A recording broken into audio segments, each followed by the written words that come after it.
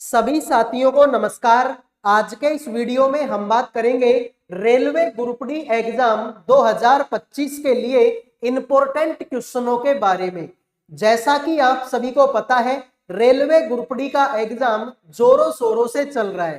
काफी सारी शिफ्टों का एग्जाम कंप्लीट हो चुका है, लेकिन अभी भी लाखों की संख्या में ऐसे स्टूडेंट बचे हैं जिनका पेपर नहीं हुआ। आने वाले दिनों में उन सभी का एग्जाम है। तो जिन भी बच्चों का एग्जाम अभी तक नहीं हुआ है, आने वाले दिनों में जिन भी बच्चों का एग्जाम है, इस वीडियो को लास्ट तक देख लेना।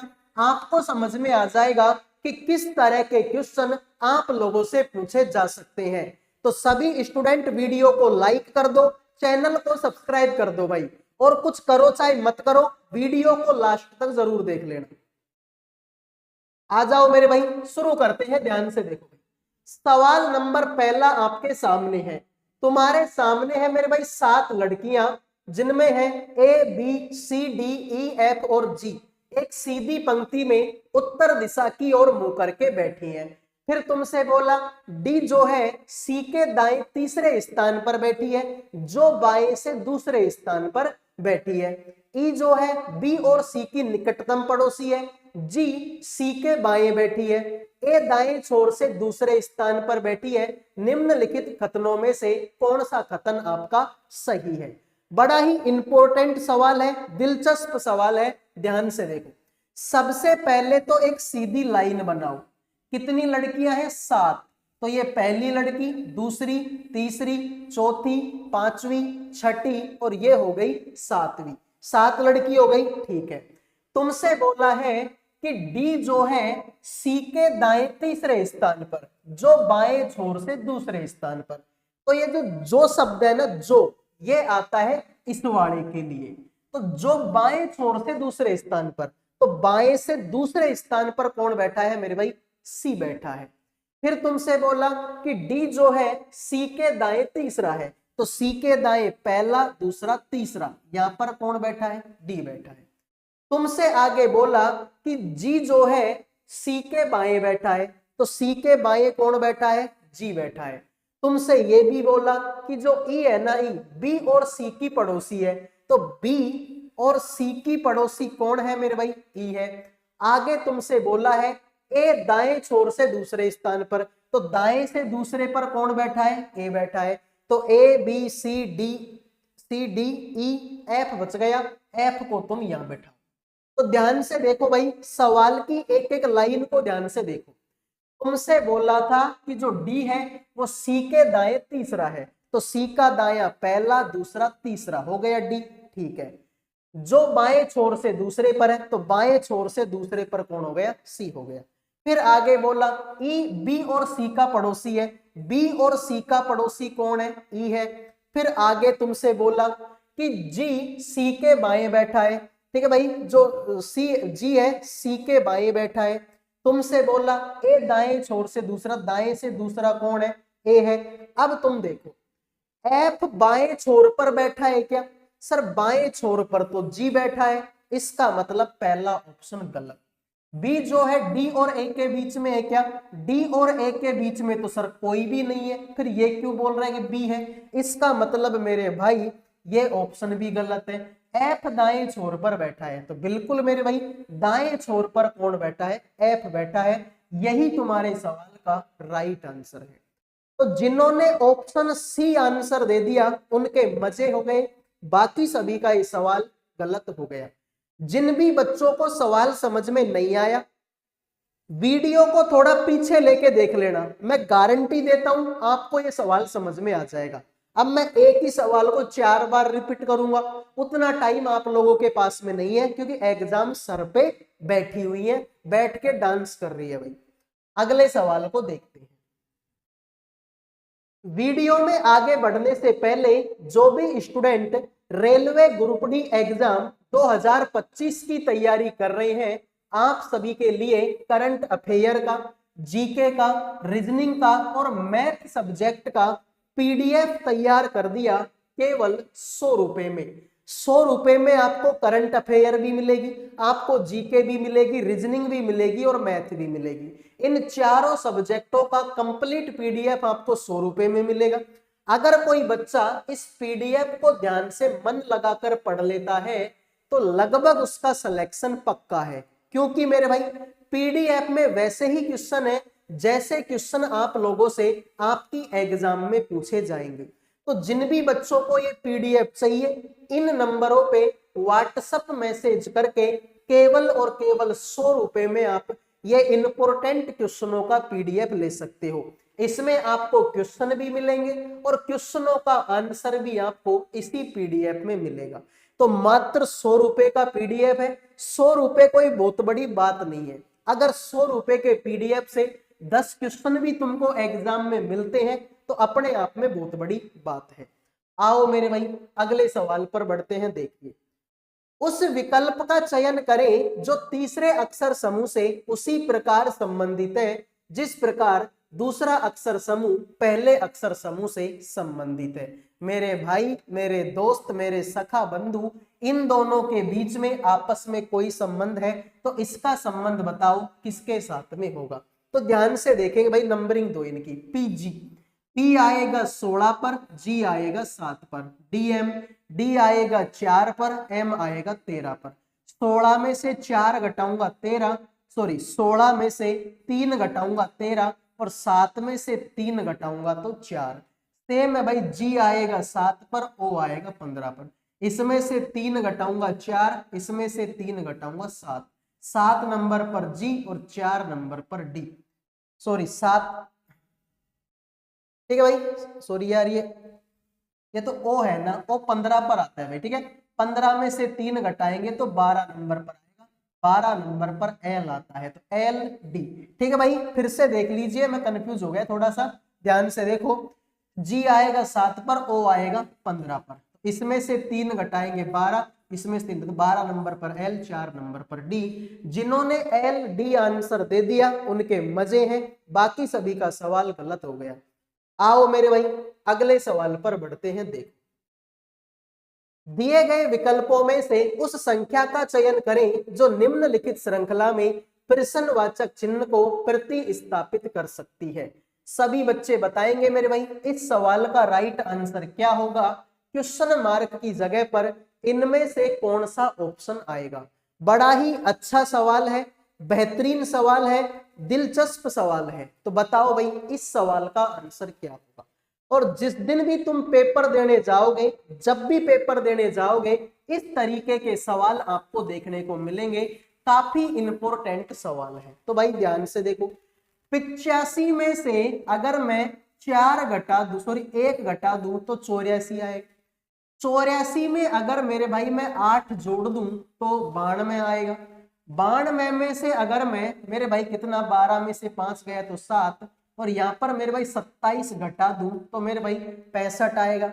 65 में अगर मेरे भाई मैं कितना जोड़ूं कि 4 और 6 64 जोड़ दूं तो 129 होगा। तो मेरे भाई 1 होता है 1 का स्क्वायर, 8 होता है, सॉरी 1 का 2 का क्यूब, 27 होता है 3 का क्यूब, 64 होता है 4 का क्यूब। 1 2 3 4, आगे आएगा 5 का क्यूब, 5 का क्यूब होता है 125। तो एक बार मेरे भाई हमने घटाया, एक बार जोड़ा, एक बार घटाया, एक बार जोड़ा, अब की बार घटाएंगे। 129 में से 129 में से 125 घटाएंगे, आंसर तुम्हारा 4 आएगा, जो कि ऑप्शन नंबर आपके बी में है। 1 घटाया 8 जोड़ा, 27 घटाया 64 जोड़ा। 1 होता है 1 का क्यूब, 8 होता है 2 का क्यूब, 27 3 का, 64 4 का, आगे आएगा 5 का क्यूब। 129 में से 125 घटाएंगे, 4 बचेगा। अगले सवाल को देखते हैं भाई, अगला सवाल क्या होगा। ये लो मेरे भाई, P Q R S T में से प्रत्येक की परीक्षा सप्ताह के एक अलग दिन पर होती है, जो सोमवार से शुरू होगी और उसी सप्ताह के शुक्रवार को खत्म होगी। तो मेरे भाई कुछ लोगों की परीक्षा है जो सोमवार से शुरू होती है। ये हो गया सोमवार, ये हो गया मंगलवार, ये हो गया मेरे भाई बुधवार, ये हो गया मेरे भाई गुरुवार, और ये हो गया मेरे भाई आपका शुक्रवार। ठीक है भाई, हो गए 5 दिन। ठीक है, तुमसे बोला है कि क्योंकि परीक्षा गुरुवार को है, तो क्योंकि परीक्षा कब हो गई? गुरुवार को। आर और एस के बीच केवल एक व्यक्ति की परीक्षा है। आर की परीक्षा पी से ठीक पहले दिन है। आर की जो परीक्षा है वो पी से पहले है, तो पी से पहले मेरे भाई किसकी परीक्षा है? आर की। ठीक है भाई, और आर और एस के बीच में केवल एक आदमी की परीक्षा है, तो इसको मेरे भाई यहां पर बिठाओ फिर तुम। ठीक है, ऐसे करो, यहां पर बिठाओ, यहां पर पी को बिठाओ, पी से पहले आर है और आर और एस के बीच में एक आदमी की परीक्षा हो गई, तो पी क्यू आर एस, यहां पर टी बैठा दो। देखो भाई, तुमसे बोला कि क्योंकि परीक्षा तो गुरुवार को है, तो गुरुवार को तो क्यों हो गया। आर और एस के बीच केवल एक व्यक्ति है, आर और एस के बीच केवल एक व्यक्ति है। आर की परीक्षा पी के ठीक पहले है, तो पी के ठीक पहले आर है। मंगलवार को किसकी परीक्षा है? तो मंगलवार को पी की परीक्षा है। जिन्होंने ऑप्शन बी आंसर दे दिया उनका सही है, बाकी सभी का सवाल गलत हो गया। आओ मेरे भाई अगले सवाल पर बढ़ते हैं। दिए गए संख्या युग्मों में दूसरी संख्या पहली संख्या पर कुछ गणितीय संक्रियाएं करके प्राप्त की जाती है। एक को छोड़कर सभी संख्या युग्मों में समान संक्रिया को अनुसरण किया जाता है। विषम संख्या युग्म ज्ञात कीजिए। तुम्हारे सामने ये चार ऑप्शन है, तीन तो एक जैसे हैं, एक थोड़ा सा अलग है, अलग की पहचान आपको करनी है। तो भाई ध्यान से देखिए यार, 100 होता है 10 का स्क्वायर, 81 होता है 9 का स्क्वायर, 36 होता है 6 का, 16 होता है 4 का, 49 होता है 7 का, 25 होता है 5 का, 81 होता है 9 का, 49 होता है 7 का। तो 9 में से 2 घटाएंगे 7 होगा। ठीक है भाई, 2 घटाया, 7 में से 2 घटाएंगे 5, 6 में से 2 घटाएंगे 4 और 10 में से 1 घटाएंगे तो 9। सब में 2-2 घटा रहा हूं, इसमें 1 घटा रहा हूं। यही तुम्हारे सवाल का राइट आंसर है। आओ मेरे भाई अगले सवाल पर बढ़ते हैं। दिए गए विकल्पों में से वह संख्या चुनिए जो निम्नलिखित श्रृंखला में प्रश्नवाचक चिन्ह को प्रतिस्थापित कर सके। तो मेरे भाई ध्यान से देखो और बताओ इस सवाल का आंसर क्या होगा। बड़ा सिंपल सवाल है और इस तरीके के सवाल एग्जाम में आएंगे। बाद में मत बोलना कि सर आपने तो हमको ऐसे सवाल पढ़ाए ही नहीं थे। मेरे भाई ध्यान से देखो, 10 में 3 जोड़ेंगे 13 होगा, 13 में 6 जोड़ेंगे 19 होगा, 19 में 12 जोड़ेंगे 31 होगा, 3 एकम 3, 3 दूनी 6, 6 दूनी 12 और 12 दूना 24। 31 में 24 जोड़ोगे तो आंसर मेरे भाई, ठीक है, 31 में अगर 24 जोड़ोगे तो आंसर कितना होगा? 55 होगा, जो कि ऑप्शन 1 है। तो जिन्होंने ऑप्शन 1 आंसर दे दिया उनका सही है, बाकी सभी का सवाल गलत हो गया। आओ मेरे भाई, 4 अक्षर समूह में से 3 कुछ तरीके से समान है, एक अलग है, विषम को चुने। तुम्हारे सामने ये 4 ऑप्शन है, इनमें से मेरे भाई क्या हुआ कि 3 ऑप्शन तो एक जैसे हैं, एक थोड़ा सा अलग है, अलग की पहचान करनी है। भाई देखो, XAD QUI FIL और LOR, तो भाई देखो नंबरिंग दो इनकी, X 24 पर, A 1 पर, D आएगा कितने पर? मेरे भाई 4 पर। QUI, Q आएगा 17 पर, U आएगा 21 पर, Y आएगा 25 पर। FIL, F 6 पर, I 9 पर, L 12 पर, LOR L 12 पर, O 15 पर और R 18 पर। तो भाई देखो, 24 में 4 जोड़ूंगा तो 1 आएगा, 17 में 4 जोड़ूंगा तो 21 होगा, 6 में 3 जोड़ूंगा तो 9 होगा और 12 में 3 जोड़ूंगा तो 15 होगा। सॉरी, ठीक है, ये गलत कर दिया मैंने भाई। 24 में, ठीक है भाई, 24 में अगर मैं 3 जोड़ूंगा तो कितना होगा? 1। तो भाई देखो, 24 में 3 जोड़ूंगा तो 27 होता है, लेकिन अंग्रेजी में तो 26 ही अक्षर होते हैं, तो 26 इसमें से घटाएंगे, तुम्हारे सामने 1 बचे, तो 1 यहाँ पर। तो इसमें भी मैंने 3 जोड़ा, इसमें भी 3 जोड़ा, इसमें भी 3 जोड़ा, इसमें मैंने 4 जोड़ा, मतलब यही नालायक है। तो जिन्होंने डी आंसर दे दिया है उनका सही है, बाकी सभी का सवाल गलत हो गया। आओ मेरे भाई अगले सवाल पर बढ़ते हैं। निम्नलिखित में से कौन सी संख्या दी गई श्रृंखला में प्रश्नवाचक चिन्ह को प्रतिस्थापित करेगी? सभी बच्चे बताएंगे मेरे भाई क्वेश्चन मार्क की जगह पर इनमें से कौन सा ऑप्शन आएगा। बेहतरीन सवाल है, ये भी अच्छा सवाल है। और इस तरीके के सवाल भाई सीरीज के लगभग 4 से 5 क्वेश्चन आएंगे भाई, ठीक है। सीरीज के लगभग 4 से 5 क्वेश्चन पेपर में देखने को मिलेंगे। 314 में से कितना घटाऊं कि 285 हो जाए, तो 15 और 14 कितना होता है 29, सर 29 घटा दो। 285 में कितना जोड़ूं कि 308 आ जाए, तो 285 में मेरे भाई आप कितना जोड़ोगे 315 और 8 का कितना होता है मेरे भाई सर 23 होता है, ठीक है भाई। 306 में से कितना घटाऊं 293 हो जाए, तो मेरे भाई 7 और 6 13 घटा दो। फिर 293 में कितना जोड़ो 304 हो जाए, तो 7 और 4 का मेरे भाई कितना जोड़ दो 11 जोड़ दो। कुछ समझ में आया तुमको? जी सर। देखो ये भी अभाज्य संख्या है, ये भी अभाज्य संख्या है, ये भी अभाज्य संख्या और ये भी अभाज्य संख्या।